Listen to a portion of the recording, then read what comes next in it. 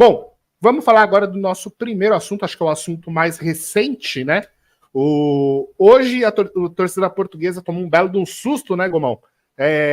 Com um trecho de um despacho que foi divulgado, dizendo... muitos entenderam que dizia que o acordo havia sido cancelado, o acordo trabalhista da Luz, e não é bem assim, pessoal. O que acontece foi o seguinte... até também mandar um abraço para o nosso grande Luiz Nascimento, que ele fez um vídeo maravilhoso ali, explicando tintim por tintim sobre o assunto, mas a gente também explica aqui também sobre esse assunto. É o seguinte, o TRT, houve uma mudança no comando do TRT, né?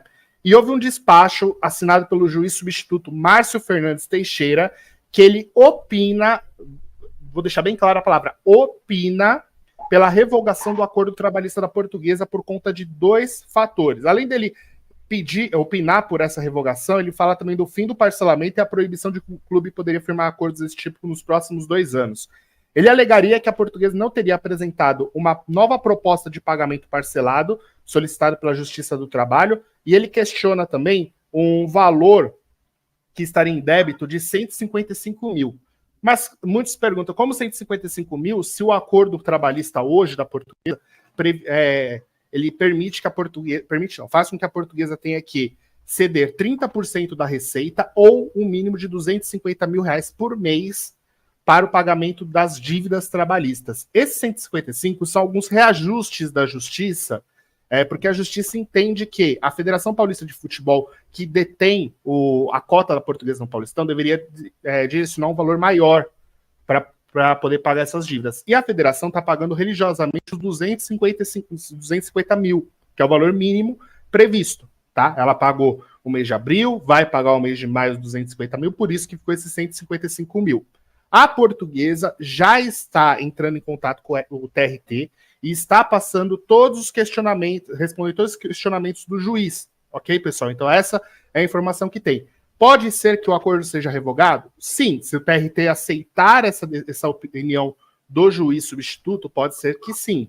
Mas, pelo que a gente até entrou em contato com algumas pessoas lá do clube, eles informaram que essa questão de revisão de valores já é algo comum, porque os maiores credores da Portuguesa, desde quando o acordo foi firmado, vem entrando na justiça para pedir valores maiores, alegando que a Portuguesa recebe muito mais do que 250 mil, que a Portuguesa pode dar mais dinheiro, e até questionando o fato das dívidas menores estarem sendo pagas primeiro, ao invés das dívidas deles, dizendo que não chegaria na vez dele, que o clube ia acabar antes disso. Mas eu tenho minha opinião sobre isso, daqui a pouco eu comento. Inclusive, para quem perdeu, em março, em uma entrevista, o presidente Antônio Carlos Castanheira chegou a declarar que 202 das 286 ações trabalhistas já foram pagas, tá? Eu tô falando das trabalhistas, ainda existem ações no civil e também no tributário, tá? A Portuguesa ainda tem dívida nessas 2 esferas. Bom, Gomão, agora eu já falei muito, né? Mas eu quero ouvir muito a sua opinião, eu tô com saudade de ouvir a sua opinião, gostaria muito que você comentasse a respeito disso, porque a gente já chega aqui com umas pautas bomba, né? Já começando com um assunto aí bem pesado. A bola não está em campo, mas agora a gente tem que trabalhar com juridiquês, né, Goma? O que é muito complicado, o que é muito confuso, complexo, até mesmo para nós que não somos da área jurídica, mas nos vemos, vez ou outra, envolvidos em alguma questão para que possamos passar a informação.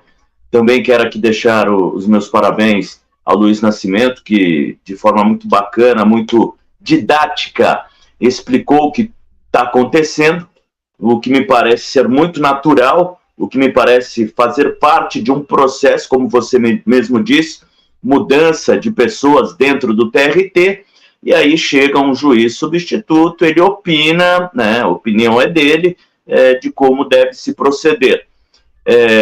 Em uma de suas colocações aí você disse que a própria Portuguesa se pronunciou dizendo que é algo natural, que é algo que acontece, que essas mudanças elas acabam acarretando aí algumas discordâncias, questionamentos, etc. e tais. O que eu penso é o seguinte: se a própria atual diretoria da Portuguesa encara como natural, com naturalidade essas questões, elas nem deviam vir à baila.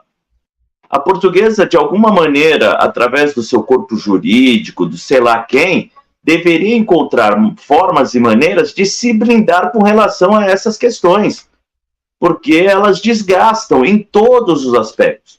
Desgasta as pessoas que estão envolvidas no dia a dia, né, sejam pessoas da diretoria, pessoas do jurídico, desgasta torcedores que muitas vezes, e não tem mesmo a obrigação de saber e entender o que está acontecendo, mas dependendo da maneira e da forma como se publica a informação, traz esse desespero, traz esse coração acelerado do torcedor.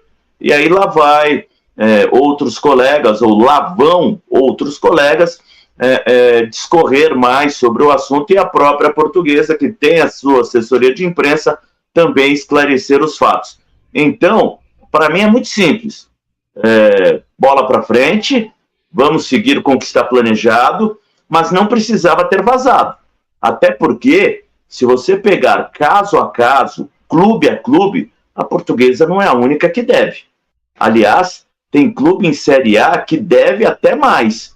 O que muda é que esses clubes hoje vivem realidades onde ainda estão em Série A de brasileiro, na elite de paulista, algumas competições internacionais, conseguem de alguma maneira, de alguma forma, ter bons patrocínios, né? E isso traz um certo conforto, ideia de que está tudo bem. Mas se você for a fundo, talvez apenas então somente hoje, na nossa cidade de São Paulo, o Palmeiras vive uma realidade confortável financeira. Porque se você pegar qualquer outro clube de Série A1, A2, A3, A4, na cidade de São Paulo, que é a maior cidade do país, está todo mundo enfiado em dívidas.